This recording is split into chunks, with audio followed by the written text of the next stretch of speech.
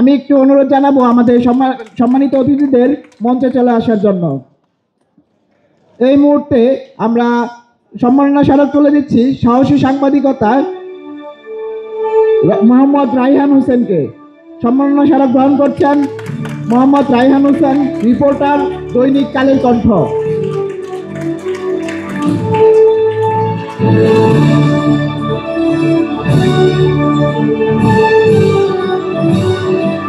অসংখ্য ধন্যবাদ সবাইকে। আমি এই মুহূর্তে আমাদের অতিথিদের কাছ থেকে কিছু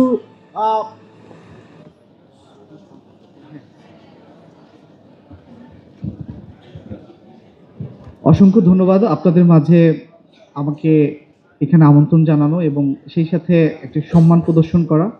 এটি আসলে আমার কাজকে অনুপ্রাণিত করা এবং সেই সাথে আমি এতটুকু বলতে চাই, আমার শিক্ষা জীবন, আমি ঢাকা পলিটেকনিকের স্টুডেন্ট আমি ছিলাম। তো সেখান থেকেই নাহিদের সাথে পরিচয় এবং সেখানে স্কাউটিং করতাম এবং এই বন্ধু মহলের সাথে আমি সেই থেকেই পরিচিত। তবে পেশাগত জায়গা থেকে কাজ করার সুযোগ হয় না। তবে যখনই যে কোনো দেশের বিপর্যয় হোক না কেন, যখনই প্রয়োজন হয় যে ট্র্যাজেডি, যে কোনো রিসেন্টলি হয়ে গেল হচ্ছে মাইলস্টোন ট্র্যাজেডি, তখনও কিন্তু প্রচুর রক্তের প্রয়োজন ছিল। তখন আমি নাহিদকে ফোন দিয়েছিলাম, বা যখনই প্রয়োজন হয় তখনই আসলে এই যে বন্ধুমহল যে কাজ করে যাচ্ছে ব্লাড নিয়ে, সেটি আসলে সকলের মাঝেই তুলে ধরি এবং সেটির সাথে সবাইকে সম্পৃক্ততা করানোর জায়গা থেকে চেষ্টা করে যাচ্ছি।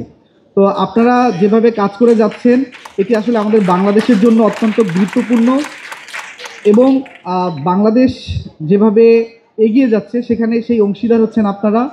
এবং সেই সাথে যে ভূমিকম্পের প্রবণতা আসতেছে, সেই জায়গা থেকে রক্তদানের পাশাপাশি সবাইকে যদি সচেতন করি এবং সেই সাথে আমরা চাই বাংলাদেশে আর যাতে কোনো দুর্ঘটনা না ঘটুক এবং এই দুর্ঘটনার মধ্যে দিয়ে যখনই রক্তের প্রয়োজন হয় তখনই আসলে বন্ধুমহল যাতে সবার আগে এগিয়ে থাকতে পারে, সেই প্রত্যাশা আপনাদের প্রতি। ধন্যবাদ সবাইকে।